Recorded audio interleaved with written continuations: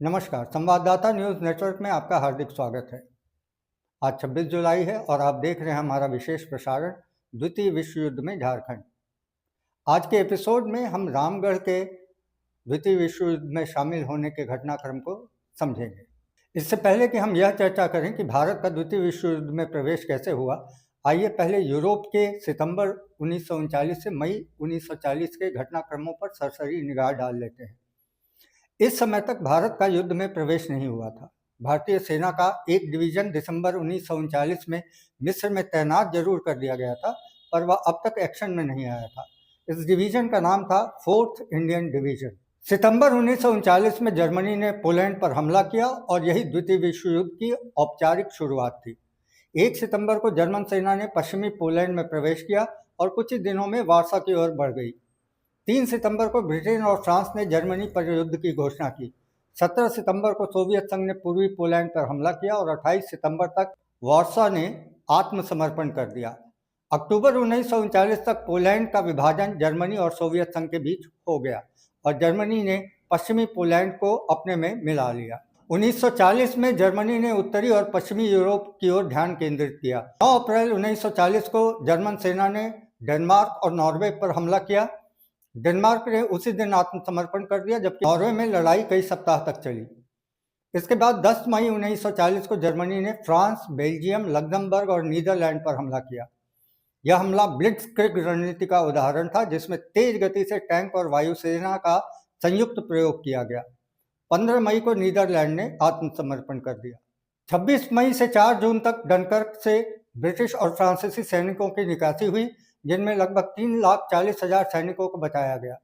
14 जून को जर्मन सेना ने पेरिस पर कब्जा कर लिया और 22 जून 1939 को फ्रांस ने आत्मसमर्पण कर दिया। इसके बाद विची सरकार बनी और पश्चिमी यूरोप में जर्मनी का वर्चस्व स्थापित हो गया। 1939 से 1940 तक की समय रेखा ने यूरोप का राजनीतिक और सैन्य संतुलन पूरी तरह बदल दिया। पोलैंड से शुरू होकर फ्रांस तक जर्मन हमलों ने मित्र राष्ट्रों को पीछे ढकेल दिया और ब्रिटेन अकेला रह गया। यह दौर ब्लिट्जक्रिग रणनीति की सफलता और जर्मन सेना की शक्ति का प्रतीक था।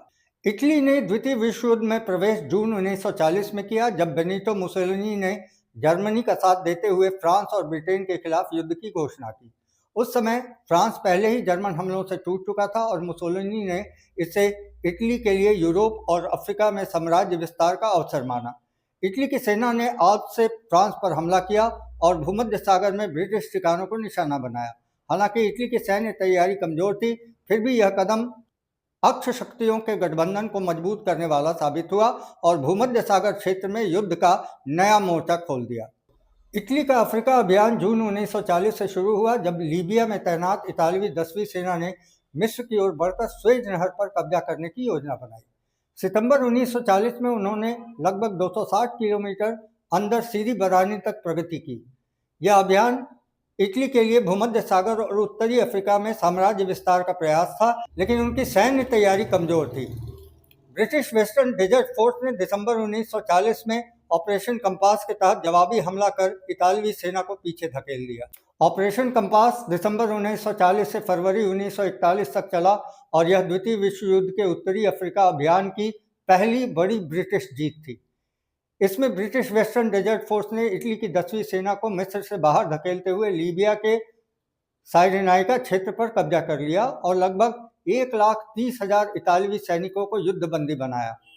ऑपरेशन कंपास की पृष्ठभूमि सितंबर 1940 में इटली के मिस्र पर आक्रमण से जुड़ी थी। मार्शल रोडोल्फ गाजियानी की 10वीं सेना सीदी बरानी तक पहुंची, लेकिन आपूर्ति और संगठन की कमी के कारण आगे नहीं बढ़ सकी।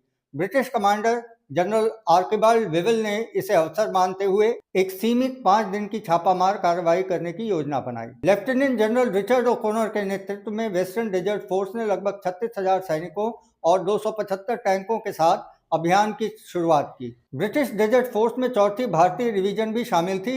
ऑपरेशन कंपास के दौरान यह द्वितीय विश्व युद्ध में भाग लेने वाली भारत की पहली सैन्य टुकड़ी बनी। इसे 1936 में लाहौर में रूस के संभावित आक्रमण का सामना करने के लिए बनाया गया था, लेकिन 1940 में फ्रांस के पतन और इटली के युद्ध में प्रवेश करने के बाद इसकी भूमिका बदल गई। इसके सैनिक राजपूत, सिख, पठान और बलोच समुदाय से थे और उनकी बहादुरी ने ब्रिटिश सेनाओं को पहली बड़ी जमीनी जीत दिलाई। 9 दिसंबर 1940 को ब्रिटिश और भारतीय चौथी डिवीजन ने निबेइवा शिविर पर अचानक आक्रमण किया। 7th रॉयल टैंक रेजिमेंट के मेटिल्डा टैंकों ने इतालवी रक्षा को तोड़ दिया और सुबह तक शिविर पर कब्जा कर लिया। इसके बाद तोमार शिविरों और सिद्दी बरानी पर धावा बोला गया। 11 दिसंबर तक सिद्दी बरानी पूरी तरह ब्रिटिश नियंत्रण में था और लगभग 38,000 इतालवी सैनिक फिर बंदी बनाए गए। अभियान का दूसरा चरण दिसंबर के अंत में शुरू हुआ। ब्रिटिश सेनाओं ने सलूम और हफाया पास पर कब्जा कर लिया। जनवरी 1941 में ऑस्ट्रेलियाई 6ठी डिवीजन भी अभियान में शामिल हुई। 3 से 5 जनवरी तक बार्दिया की लड़ाई चली, जिसमें 38,000 इतालवी सैनिक पुनः बंदी बने। 21 से 22 जनवरी को टोब्रुक पर कब्जा हुआ और 25,000 सैनिक बंदी बनाए गए। फरवरी 1941 में इतालवी सेना पीछे हटते हुए बेदा फोम पहुंची। यहाँ 5 से 7 फरवरी तक निर्णायक लड़ाई हुई। ब्रिटिश 7th आर्मर डिवीजन ने पीछे हटती इतालवी सेना को घेर लिया और लगभग पूरी 10वीं सेना नष्ट हो गई। बेंगाजी पर कब्जा हुआ और इतालवी प्रतिरोध समाप्त हो गया। ऑपरेशन कंपास के परिणाम स्वरूप ब्रिटिश सेनाएं 500 मील तक आगे बढ़ी। उन्होंने 400 टैंक, 1200 तोपें और सैकड़ों विमान कब्जे में लिए। ब्रिटिश हताहत लगभग 1900 थे, जबकि इतालवी हताहत 5,500 से अधिक और युद्धबंदी 1,33,000 से अधिक। इनमें से लगभग 80,000 युद्धबंदियों को भारत लाया गया और उन्हें रामगढ़ में रखा गया। रामगढ़ का Italian prisoner of war camp द्वितीय विश्व युद्ध के दौरान ब्रिटिश साम्राज्य की सैन्य रणनीति का एक अनोखा केंद्र था। रामगढ़ के जमींदार की जमीन पर बनाए गए इस कैंप में कैदियों को तंबुओं और अस्थायी बैरकों में रखा गया। चारों ओर कटीली तार और बैरिकेड्स लगाए गए थे। कैदियों का जीवन अपेक्षाकृत स्वतंत्र था। उन्हें सांस्कृतिक कार्यक्रम, नाटक और संगीत प्रस्तुत करने की अनुमति थी। कैंप में एक थिएटर भी बनाया गया था। भोजन और आवश्यक सामग्री हजारीबाग, पुरुलिया और रांची से आता था, जिसका खर्च ब्रिटिश सरकार उठाती थी। स्थानीय ठेकेदारों को आपूर्ति का काम सौंपा गया था। कैदी खेलकूद और सामूहिक गतिविधियों में भी भाग लेते थे, जिससे उनका जीवन अपेक्षाकृत व्यवस्थित रहा। हालांकि वे युद्धबंदी थे, लेकिन उन्हें कठोर यातना नहीं दी गई। ब्रिटिश प्रशासन ने उन्हें अनुशासन में रखा, जबकि भारतीय सैनिक निगरानी करते थे।